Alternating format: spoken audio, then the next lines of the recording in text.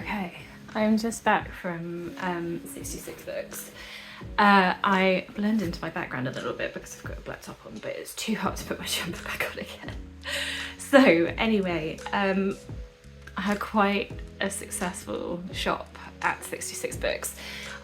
It wasn't quite what I was expecting. It was what I was expecting and it wasn't quite what I was expecting. So the expectations were that it was a warehouse, that they had a couple of floors. It was all very jumbled. I thought it was going to be literally just a little bit of a free-for-all where everything's going to be everywhere.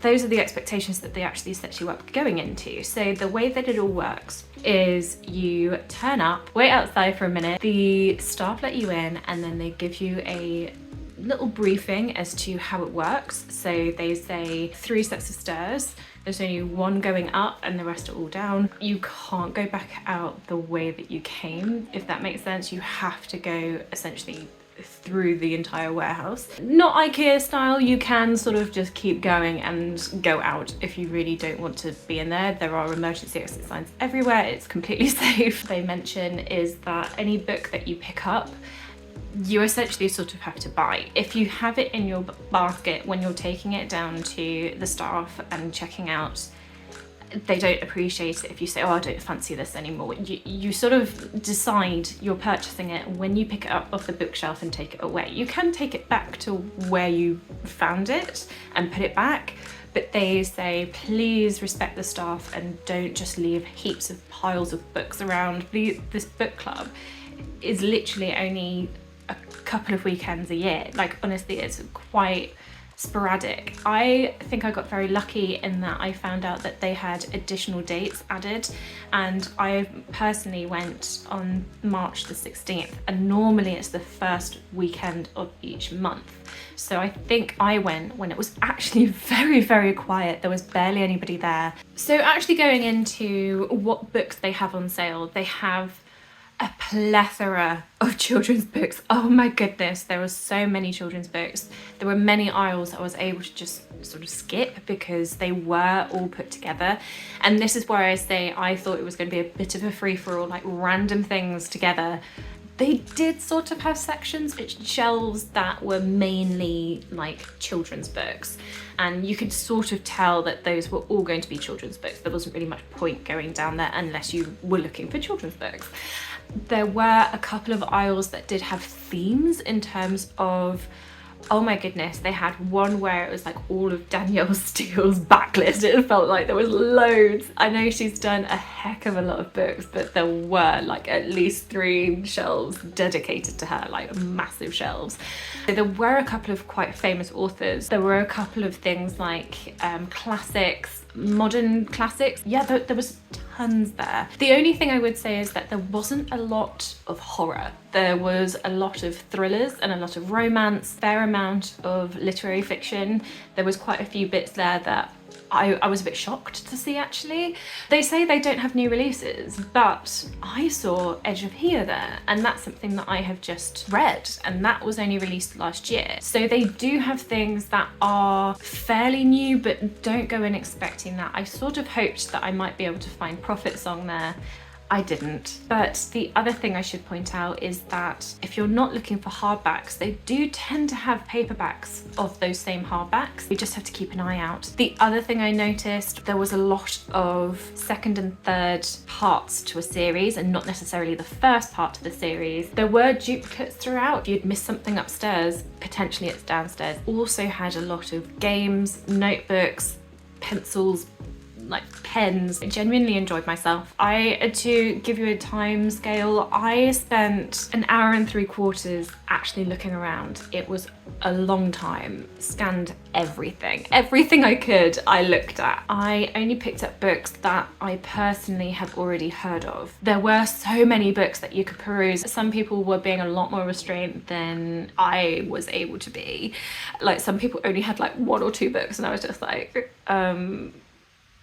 You know how much these books cost, right? You know how much these books cost. Let's get into what I have bought. Try and put them into some sort of categories. Give me a minute. Okay, I think I've put them into some sort of categorization.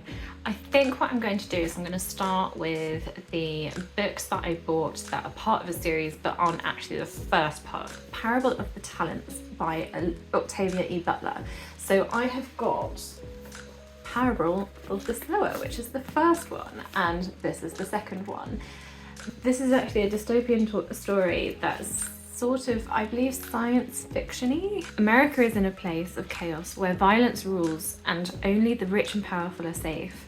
Lauren Olomia is a young woman with extraordinary power to feel the pain of others as her own, records everything she sees of this broken world in her journal. Then, one terrible night, everything alters beyond recognition, and Lauren must make her voice heard for the sake of those she loves. Soon her vision becomes reality, and her dreams of a better way to live gain the power to change humanity forever. On the front it says that it pairs well with 1984 and A Handmaid's Tale. That to me is everything I need to know to read this book. I have had this book on my shelves for a little while now, and I do know that it is, I think it was actually meant to be a trilogy, but unfortunately Olivia E. Butler died before she was able to write the third book. Not a complete series. But I've still heard that it's absolutely fantastic. This is one that actually they did have both books. They were right next to each other. It would have been very easy for you to pick them up. The next I got The Stone Sky.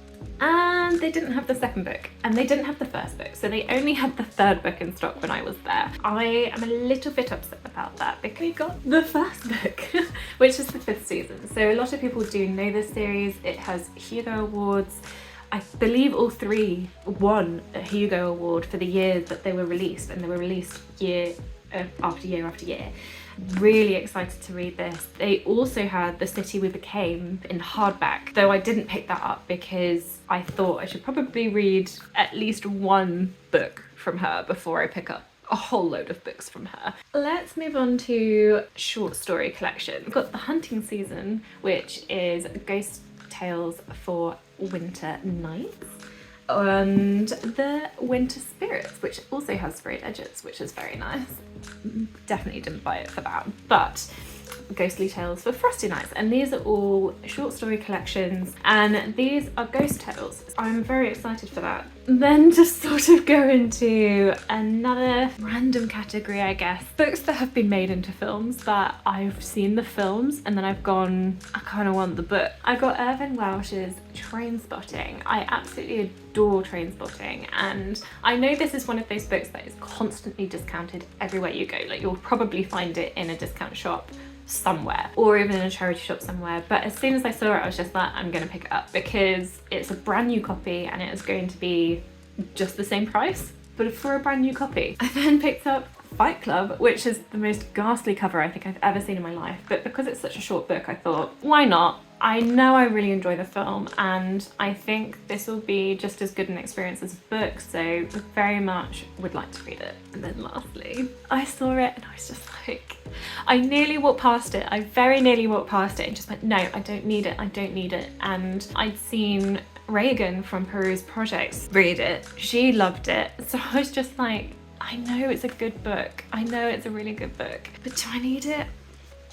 Yeah, I need it. The Last Unicorn. This is a niche cartoon from when I was younger. I remember loving this as a kid. I remember absolutely adoring it. It was one of my favourite films. I had it on VHS, it was on repeat. The fact I now have it as a book, I'm so excited to read it. That is all of the books I bought because I really like the films. I'm just gonna grab it because it's literally the next one in my vicinity. This is my only non-fiction book, I believe. All the rest of it was fiction because that's what I normally choose to read.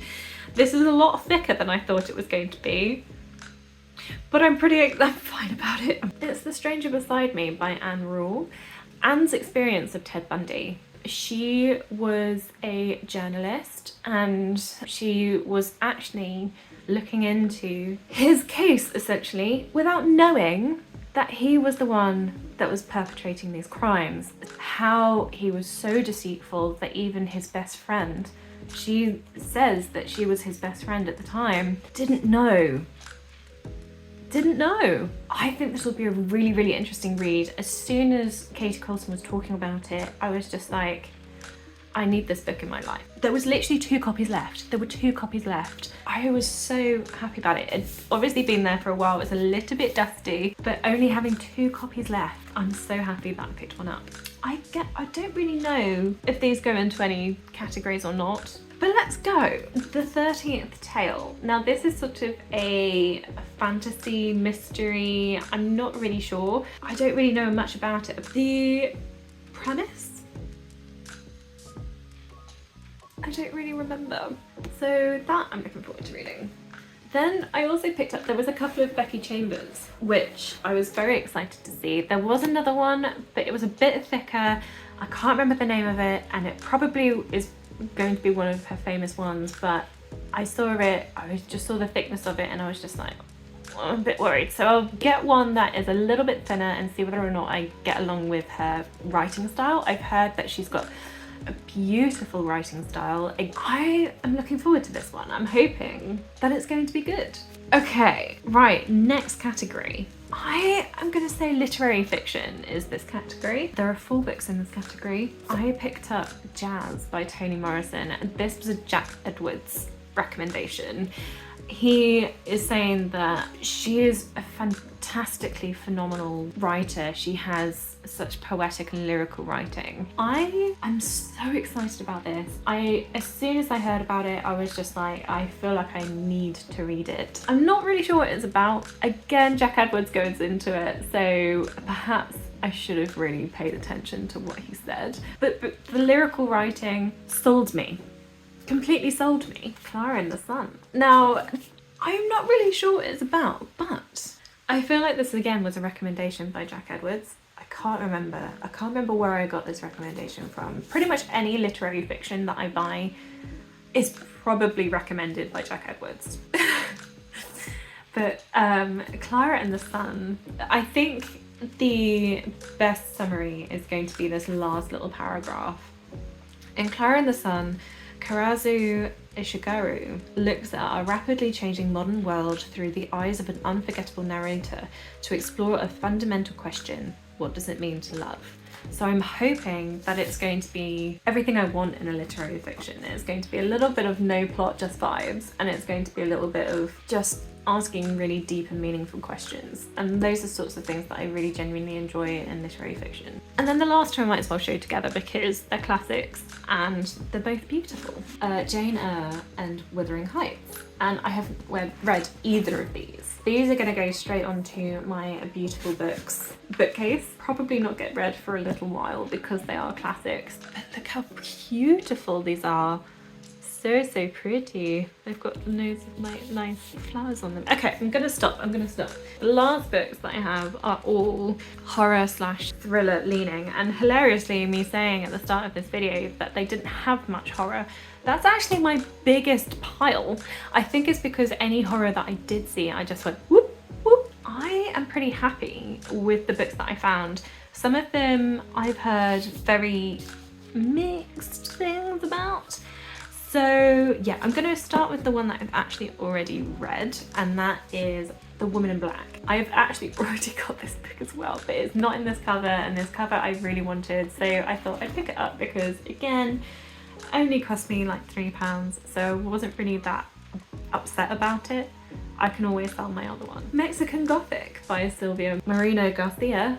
I've heard mixed things about this as well. I heard a lot of people do really enjoy it, but some people don't, and that's absolutely okay. I haven't actually read anything from her yet, and this is my first book of hers. So yeah, Mexican Gothic. Hidden Pictures by Jason Rekulak. Sorry if I butcher any of these names. Again, I've heard very mixed things about this. So that's why I sort of wanted to get it at a discount, because then if I really dislike it, it's fine. I'm sort of excited and also nervous.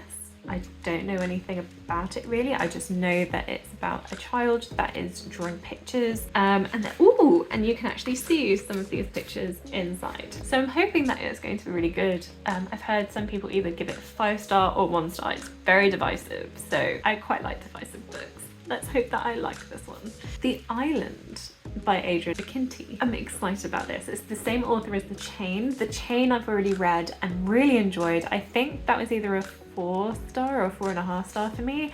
Island, I've heard, again, very good things about, very mixed things about. Some people really, really love it and some people really, really hate it. I think it's potentially because they're not sure what they're getting into, which is why they then don't like it. I believe there is a lot of trigger warnings in here. I'm looking forward to that. Then I've picked up Hell House.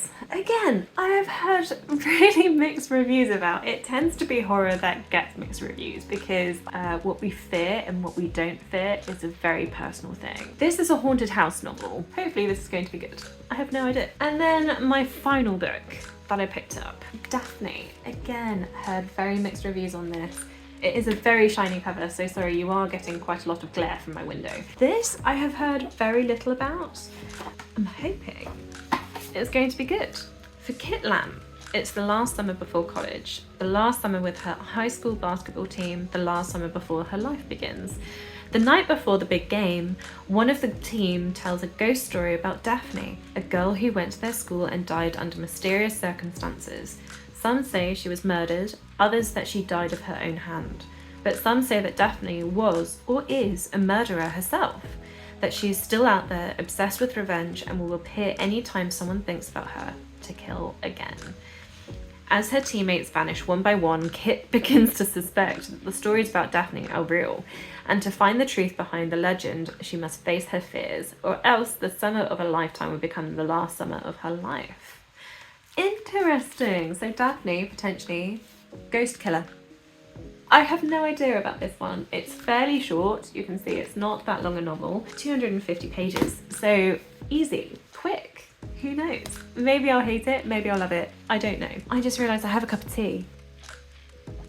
To give you some numbers, let me just have a little look. Okay, I've done my maths.